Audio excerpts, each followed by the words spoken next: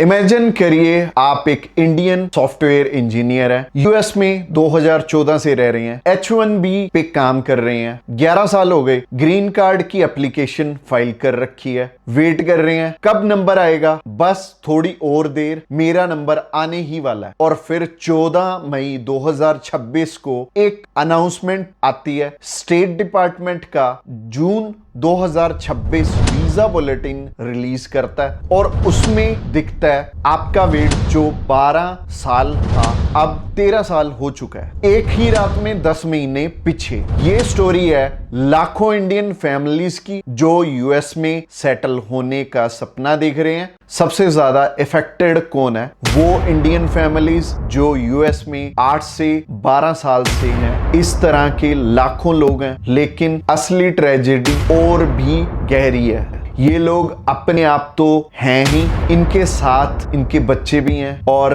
जो H4 visa पे पैदा हुए हैं। ये बच्चे अगर 21 साल के हो गए ग्रीन कार्ड आने से पहले तो वो एज आउट हो जाती हैं, मतलब उन्हें अपने मम्मी डैडी के साथ ग्रीन कार्ड नहीं मिलता। आज इस वीडियो में हम समझेंगे एग्जैक्ट क्या हुआ, क्यों हुआ और जो लोग न्यूज से इफेक्टेड हैं उनके पास ऑप्शन क्या रहने वाले हैं। पहले एक बेसिक टॉपिक समझ लेते हैं ताकि न्यूज प्रॉपरली समझ आए। यूएस में ग्रीन कार्ड लेने के लिए तरीके हैं। सबसे कॉमन एम्प्लॉयमेंट बेस्ड रूट है जिसमें 3 मेन कैटेगरीज हैं, EB1, EB2, EB3। ये नंबर सिंपल प्रायोरिटी दिखाता है। EB1 है सबसे टॉप पे, ये है एक्स्ट्रा ऑर्डिनरी एबिलिटी वाले लोगों के लिए जैसे कि scientist, top researchers, executives. E2 है उसके नीचे एडवांस डिग्री होल्डर्स या एक्सेप्शनल एबिलिटी वाले लोग। ये वो कैटेगरी है जिसमें ज्यादातर इंडियन सॉफ्टवेयर इंजीनियर, डॉक्टर और रिसर्चर्स अप्लाई करते हैं। EB3 है स्किल्ड वर्कर और प्रोफेशनल के लिए बैचलर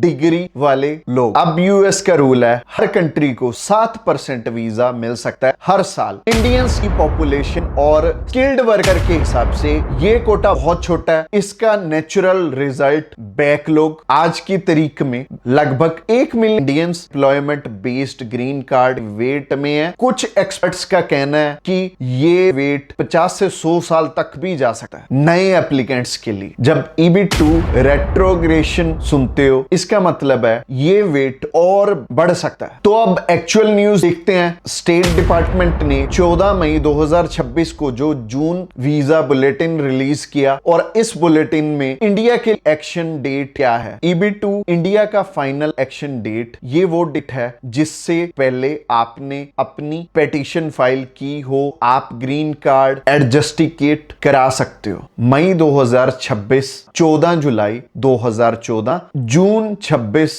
में ये चला गया 1 सितंबर 2013, मतलब 10 महीने 14 दिन पीछे एक ही अपडेट में। अब EB1 इंडिया जो एक्स्ट्रा ऑर्डिनरी एबिलिटी वाले हाई प्रायोरिटी कैटेगरी है जिसमें रेट्रोग्रेशन बहुत रेयरली होता है, ये भी पीछे गया है। मई में था 1 अप्रैल 2023, जून में होगा 15 दिसंबर 2022। ये 3 महीने 17 दिन पीछे गया और सिर्फ EB3 में थोड़ा रिलीफ है, वो इंडियंस के लिए 1 महीने आगे बढ़ गया। लेकिन EB3 का बैकलॉग इतना बड़ा है कि ये 1 महीने का मूवमेंट प्रैक्टिकली इंपैक्ट में कुछ भी नहीं लगता। सबसे इंपॉर्टेंट बात, स्टेट डिपार्टमेंट ने साफ लिखा है और रेट्रोग्रेशन आ सकती है जून के बाद EB1, EB2 इंडिया के लिए। कैटेगरीज अनअवेलेबल भी हो सकती हैं, मतलब ग्रीन कार्ड का प्रोसेस रुक भी सकता है इंडियंस के लिए। अब सवाल ये है, ये क्यों हो रहा है? सिर्फ डिमांड हाई बोलने से काम नहीं चलेगा, असली रीजन समझो। नंबर 1, ट्रंप एडमिनिस्ट्रेशन ने जनवरी 2026 में 75 देशों के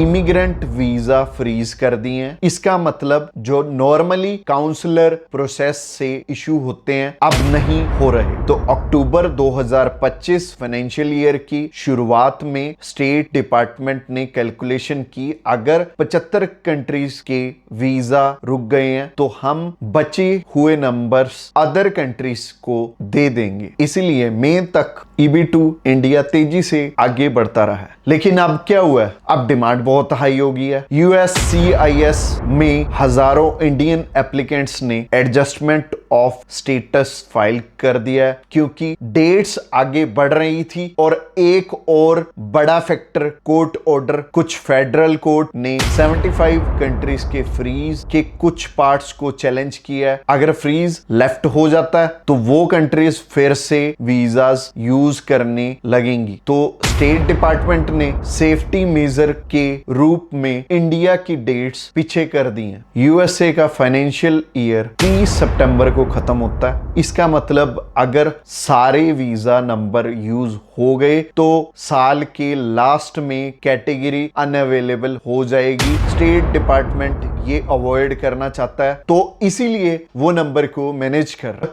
जो तीसरा रीजन है वो है पॉलिटिकल प्रेशर। ये मैं आपको होनेस्टली बता रहा हूं। ट्रंप एडमिनिस्ट्रेशन इमिग्रेशन को स्लो करने का ट्राई कर रहे हैं। डायरेक्ट बैन से नहीं हो रहा तो इनडायरेक्ट तरीके से रेट्रोग्रेशन ट्रंप एडमिनिस्ट्रेशन के लिए सिर्फ एक टूल है। और थोड़ी देर के लिए नंबर्स छोड़ के रियल इंपैक्ट दिखाते हैं। एक टिपिकली एग्जांपल, कोई सॉफ्टवेयर इंजीनियर जिसने 2014-2015 में H1B वीजा लिया, एप्लीकेशन 2016 से 2017 में फाइल की, I-140 अप्रूवल 2018-2019 में मिली, तब से वेट कर रहे हैं। इस तरह के लाखों लोग हैं। ये सिर्फ पेपर वर्क का इश्यू नहीं है, ये सपनों का इश्यू है, ये लोगों की जिंदगी की तरफ है। तो अगर आप भी इस न्यूज से इफेक्टेड हो, आप या फिर आपकी फैमिली फ्रेंड, तो ऑप्शन क्या है? मैं होनेस्टली बता रहा हूं, इजी ऑप्शन इसके अलावा कोई भी नहीं है।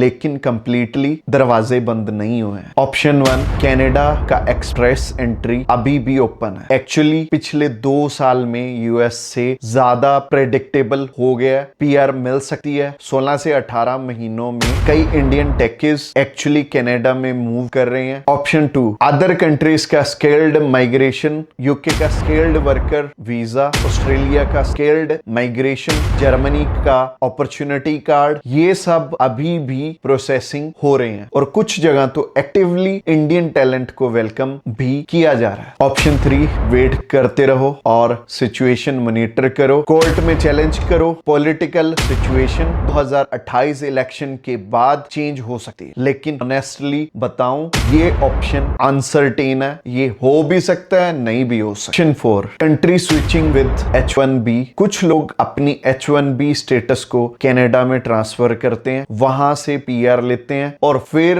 वापस यूएस में TN वीजा या L1 वीजा पे आते हैं। ये कॉम्प्लेक्स है और हर केस में पॉसिबल नहीं है। और एक और बात, ये वो चीज है जो मीडिया प्रॉपरली नहीं एक्सप्लेन कर रहा। मीडिया बोलेगा इंडिया के EB2 में रेट्रोग्रेशन आई है, 10 महीने पीछे गई है। ये सच है, लेकिन कॉन्टेक्स्ट जो वो नहीं दे रहे, ये कि इंडियंस का EB2 कैटेगरीज 2013 से ही इसमें बहुत बड़ी डिस्टर्बेंस है। ये न्यूज की एक्चुअल हेडलाइन है, इंडिया EB2 वो ही जगह पे वापस चला गया जहां वो 2013 में था। मतलब 13 साल का डिफरेंस पहले से ही हो चुका है। पहले 12 साल का डिफरेंस था, अब 13 साल का डिफरेंस हो गया। और EB3 का जो स्मॉल मोमेंट आया वो 1 महीने आगे गया। प्रैक्टिकली में इसका क्या ही मतलब है? अगर आपकी प्रायोरिटी डेट 2013 की है और EB3 अब 2013 का डेट प्रोसेस कर रहे हैं, तो क्या आप 1 महीने आगे बढ़ने से बहुत खुश हो? बैकलॉग तो इतना बड़ा है कि बहुत सारी जो फैमिलीज हैं या फिर जो बच्चे हैं, उनको बहुत बड़ी प्रॉब्लम आ रही। तो असली ट्रुथ ये है कि इंडियंस का यूएस में employment based green card system practically टूट चुका है। ये एक क्राइसिस है, लेकिन कोई पॉलिटिशियन, ना इंडियन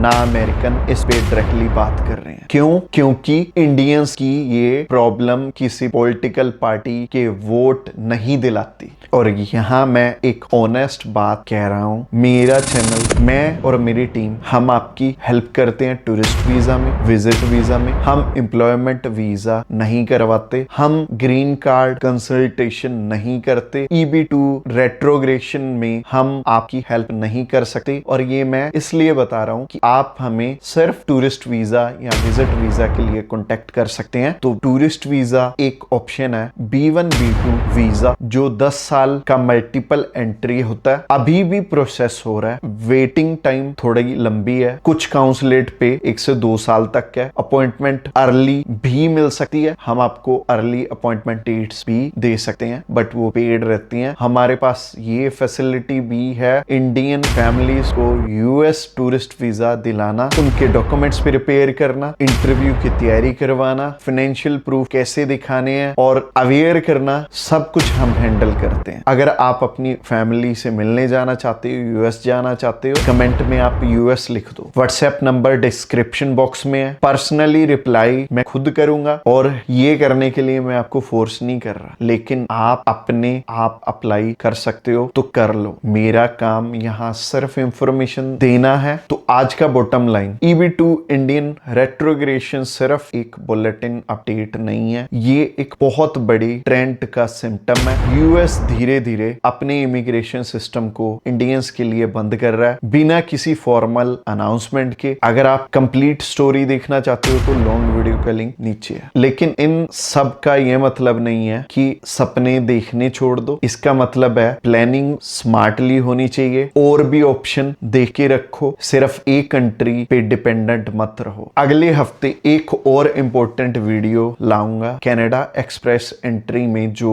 चेंजेस आए हैं और क्या वो इंडियंस के लिए रियलिस्टिक ऑप्शन है अभी भी। अगर आपको ये वीडियो अच्छी लगी है तो सब्सक्राइब कर दो और बेल आइकॉन दबाना मत भूलना। कमेंट में हमें बता सकते हो क्या आप इस न्यूज से डायरेक्टली अफेक्टेड हो, आप या आपकी फैमिली का कोई मेंबर। मैं पर्सनली रिप्लाई करूंगा जितना हो सकेगा। और एक आखिरी बात, जो 10 साल से पेशेंस रखते आ रहे हैं, मैं आपसे कह सकता हूं सिचुएशन मुश्किल है, लेकिन आप अकेले नहीं हो। ये एक ऐसी प्रॉब्लम है जो कि लाखों लोगों की है, और इसमें सारे हेल्पलेस ही महसूस कर रहे हैं। बट होप है टाइम लगेगा, पर शायद नेक्स्ट प्रेसिडेंट कोई चेंजेस लाएंगे। ध्यान रखना अपना और अपनी फैमिली का और अपने नियर एंड डियर वंस का। तो मिलते हैं अगले वीडियो में, बाय। और ये जो एंड स्क्रीन दिख रही है इस पे वेबिनार है।